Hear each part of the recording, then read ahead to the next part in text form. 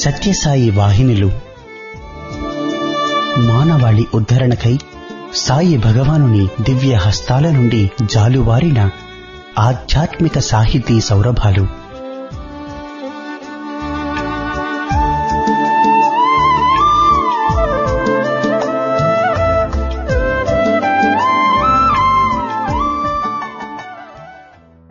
ఓం శ్రీ సాయిరాం.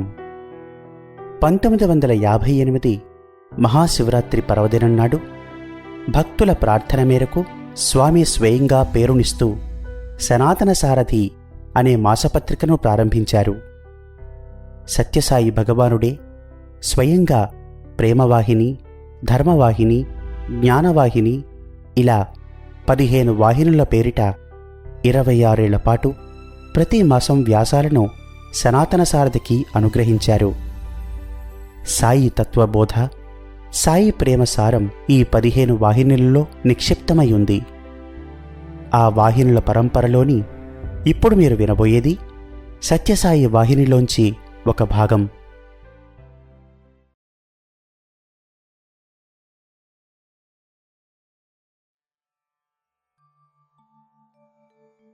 భారతీయుల ప్రాచీన వేదశాస్త్రాలలో ఆధ్యాత్మిక సత్యములే కాక ఈనాటి అనేక విజ్ఞాన, సాంకేతిక, అణుశాస్త్రముల రహస్యములు కూడా ఎన్నియో ఉన్నవి. అథర్వవేదములోని అనేక భాగములను పాశ్చాత్యులు పరిశోధనలు చేసి గుర్తించిరి. భారతీయ ఋషులు వ్రాసిన నాడీ గ్రంథములను, జాతకములను, జ్యోతిష్య, ఆయుర్వేద, రసాయనిక, విషవైద్య, గణిత శాస్త్రములు గల తాటియాకు గ్రంథములను టన్నుల కొలది ఏనాడో విదేశీయులు తరలించుకొనిపోయినారు. మన అనగా భారతీయ గ్రంథములైన శాస్త్రములను పరిశోధించే నిమిత్తము జర్మనులు ప్రత్యేక విశ్వవిద్యాలయములు ఏర్పరిచిరి. అందులో సంస్కృతమును నేర్పుచున్నారు. అమెరికా, రష్యా, కాబూలలో కూడా సంస్కృత భాషను విశ్వవిద్యాలయాలలో పెట్టవలెనని ఆసక్తి చూపటియే కాక నిర్బంధముగా నేర్చుకొనవలెనని ఒత్తిడి తెచ్చుచున్నారు. భారతీయుల గ్రంథములు మహాభాగ్యరత్నములుగా విదేశీయులు భావించుచున్నారు. పూర్వము భారతీయులు యోగశాస్త్రమునకు ప్రాముఖ్యతనిచ్చడివారు. ఇప్పటికి కూడా ప్రపంచంలోని అనేక దేశములలో ఈ యోగశాస్త్రమును అధ్యయనము చేయుచున్నారు. యోగాసనములు నేర్పు విద్యాలయములు నేడు అమెరికాలో, రష్యాలో ఎన్నియో వెలసినవి. కాని భారతదేశములో యోగాభ్యాసం, ధ్యానం అని అనగానే ఇది ఏదో ఒక ఆధ్యాత్మిక మార్గమని, వేదాంతపరమైనదనియో భావింతురు. ఈ విషయం చెప్పగానే సహజంగా చాలామందికి అరణ్యాలలో పూర్వం ఒంటరిగా కూర్చుని కాషాయ వస్త్రములను ధరించి కాయలు, దుంపలు, వేర్లు తిని జీవించే యోగులు గుర్తుకు వస్తూ ఉంటారు. యోగ సాధనమనగా అట్టి బైరాగులు అభ్యసించే సనాతన విద్య అని అభిప్రాయపడుచుందురు. ఇది కేవలము ఊహాగానము కాని సత్యము కాదు. నేడు ఈ యోగ శాస్త్రమును భౌతిక శాస్త్ర విజ్ఞాన దృష్టితో పరిశీలించి పరిశోధిస్తున్నారు విదేశీయులు. ఈనాడు ఈ యాంత్రిక యుగములో ప్రశాంత జీవితమును కొనసాగించడం రాను రాను కష్టంగా తయారగుచున్నది. రకరకమైన మానసిక వ్యాధులకు గురియగుచున్నారు. అమెరికా ఇత్యాది నాగరిక దేశములలోని ప్రజలు రాత్రి సహజ నిద్రకు కూడా నోచుకోలేని వారలై నిద్రమాత్రలతో కృత్రిమ నిద్రను అనుభవిస్తున్నారు. వాటి వల్ల అనేక గుండె జబ్బులు, రక్తపోటు వ్యాధులు అధికము చేసుకొని కడకు ఆరోగ్యమును కూడా పాడు చేసుకొనుచున్నారు. ఈ ఆధునిక ప్రయత్నము, యాంత్రిక జీవితాలు ఇటు మానసికంగా అటు శారీరకంగా విశ్రాంతి లేక తికమకలగుచున్నారు. ఈనాడు ఆధునికమగు మందులు కోట్లకు కోట్లు అభివృద్ధి అయినప్పటికీ ఏవియూ ఆ రోగములను కుదర్చలేకపోవటయే కాక నూతన రోగమును అభివృద్ధి గావించుచున్నవి. అందుకే మరింతమంది తెలివితేటలు గలవారు యోగాభ్యాసమే శరణ్యమని ఎంచి ఈనాడు అనేక పరిశోధనలచే గుర్తించి యోగాభ్యాసమును అభివృద్ధి గావించుచున్నారు. చూచితిరా, వేదాలు ప్రపంచ వాంగ్మయంలోనే అత్యంత ప్రాచీనమైన సాహిత్యం. సాహిత్యమంటే ఈనాడు ప్రొద్దుపోక వ్రాస్తున్న అర్థములేని శీలరాహిత్యమైన సత్యబద్ధము కాని కట్టుకథలతో చేరిన కవిత్వము కాదు. వ్యక్తి యొక్క చిత్తము కాదు. భారతీయ ఆధ్యాత్మిక జీవితములో వేద సాహిత్యం ఆత్మలాంటిది, ప్రాణము వంటిది. వేదాలలో అద్భుతమైన దివ్యశక్తి కూడా ఉన్నది. విజ్ఞానవంతమైన మంత్రశక్తి సహితము ఇమిడి ఉన్నది. తంత్రశక్తితో పాటు పవిత్రమైన దివ్యశక్తి కూడా ఉన్నది. ఈ మహాశక్తిని ఉపయోగించి కార్యసాధన చేసేదే తంత్రశక్తి. దీనినే తంత్రమంటారు.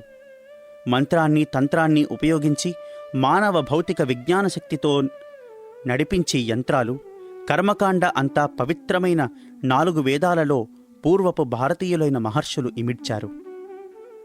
ఈ సత్యాలను గ్రహించలేక వేదాలు అని అనగానే సనాతనులైన ఛాందసులు వల్లించు అర్థము కాని వ్యర్థమైన మంత్రాలని చాలామంది భావించుచున్నారు.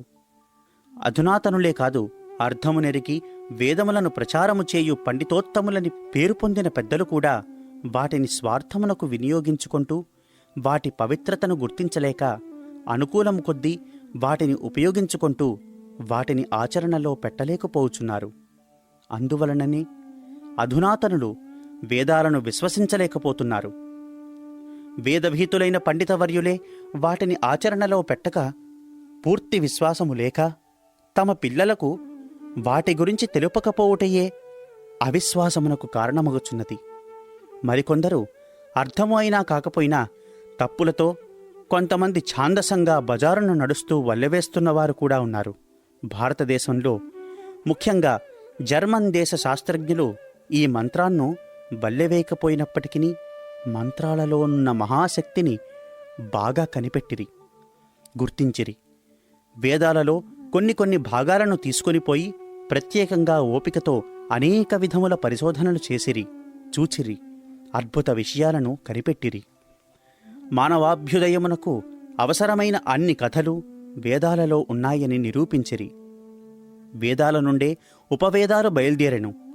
ధనుర్వేదం, ఆయుర్వేదం, జ్యోతిర్వేదం మొదలైనవి ఎన్నియో ఉన్నవి. విశ్వామిత్రుడు గాయత్రీ మంత్రమును కనిపెట్టెను. ఇది సూర్యశక్తికి సంబంధించినది. ఇది మహాశక్తివంతమైనది, మహామంత్రము. దీనిలో అత్యద్భుతమైన శక్తియున్నది. ఆదిత్య హృదయం అన్న విద్య ద్వారా అగస్త్యుడు రామాయణంలో రాములకు సూర్యశక్తి రహస్యాలను వివరించినట్లు రామాయణ పాఠకులకు విదితమే.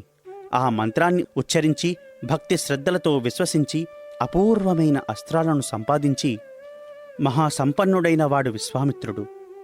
విశ్వామిత్రుడు ఈ శక్తి ద్వారా సృష్టికి ప్రతిసృష్టి చేసిన గొప్ప వైజ్ఞానికుడు. వైజ్ఞానికుడన్నా కేవలము భౌతిక యంత్రాంగములతో అద్భుత శక్తిని కనిపెట్టువాడు కాడు. ఆధ్యాత్మిక శక్తిని ఆధారము చేసుకొని మంత్రద్రష్టుడై సాధనలు సలిపి శ్రద్ధాభక్తితో నిత్యాచరణతో ఈ శక్తిని నిత్యానుభూతికి తెప్పించుకోగలిగిన వానినే పూర్వము వైజ్ఞానికుడని పిలిచెడివారు. అయితే ఈనాటి వైజ్ఞానికులు అంతో ఇంతో చదివి తెలుసుకొని దానిని కొండంత చేసి ఆడంబరములతో అత్యద్భుత శక్తిని సంపాదించితమని అహంకారంతో ఆకాశానికి ఎగుర్చున్నారు. ఇట్టి ఆడంబరాలు విజ్ఞానానికి విరుద్ధ చర్యలు. వినయ విధేయులై ఇంకా ఎన్నియో తెలుసుకోగలిగినవి ఉన్నవనియో ఇవన్నీ కేవలమో దైవశక్తిచే అనుగ్రహంచే సాధ్యముగననియు తలంచినవాడే విశ్వామిత్రుడు. అతనికి మించిన వైజ్ఞానికుడు మరొకడు లేడు. కాని ఇట్టి విశిష్ట సంపన్నుడు విశాల హృదయుడు అయిన విశ్వామిత్రుడు భారతీయుడైనప్పటికీ అట్టి మహర్షిని భారతీయులు స్మరించక విశ్వామిత్రుడు కనిపెట్టిన వాటిలో ఏ అణుమాత్రమో గుర్తించిన విదేశీయులను విశ్వసించి వారి చర్యలను వర్ణించుచుండుట విచారకరము. విదేశీయులే భారతీయ వేద గ్రంథములను వివిధ రీతుల పరిశోధన చేసి తెలుసుకొనుచుండగా భారతీయుల తల్లి అయిన వేదమాతను భారతీయులే విశ్వసించక పెంపుడు తల్లిని ప్రీతిగా ప్రేమించుచున్నారంటే ఇదే ఆంగ్ల విద్యాభిమానం యొక్క ఫలమని భావించవచ్చు. ఇంకా భారతీయుల మహర్షుల యొక్క విజ్ఞాన భిక్షను విధేయతతో విచారించిన విమాన నిర్మాణం భారద్వాజ మహర్షిచే వ్రాయబడినది. మానసిక శాస్త్రాధారంగా జరిగినవి కూడా నిరూపించినారు భారతీయులు.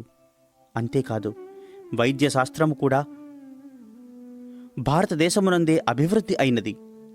మొట్టమొదట ఈ విద్యను భారద్వాజ మహర్షి మానవజాతికి ఉపదేశించాడు. ఆత్రేయుడనే ముని అగ్నివేశునికి ఉపదేశించినట్లుగా ఆయుర్వేదం అంతా ఒక గ్రంథంగా వ్రాయబడి చరక సంహిత అను పేరుతో లభ్యమైనది.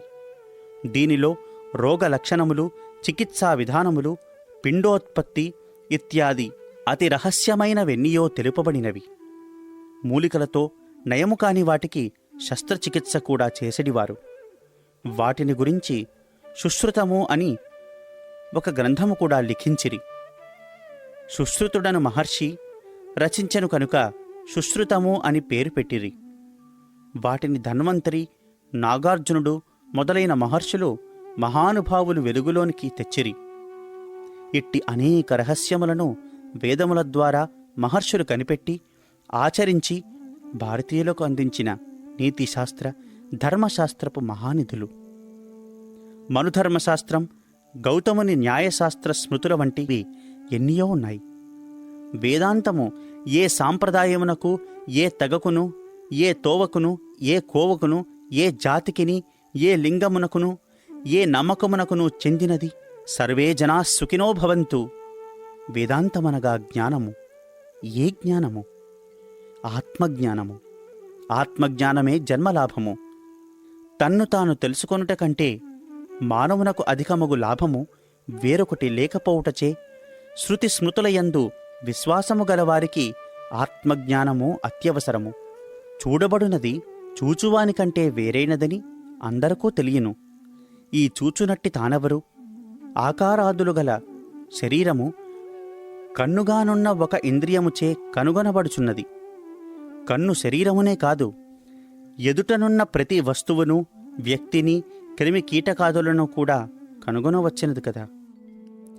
ఈ కనబడునట్టి వస్తువులలో శరీరము కూడా ఒక వస్తువు కనుక ఈ శరీరము తానెట్లగును?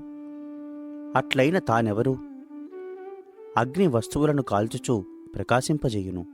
అయితే కాల్చబడినట్టియు ప్రకాశింపజేయబడినట్టియు వస్తువుల కంటే అగ్ని వేరైనట్లు చూచువారెవరు?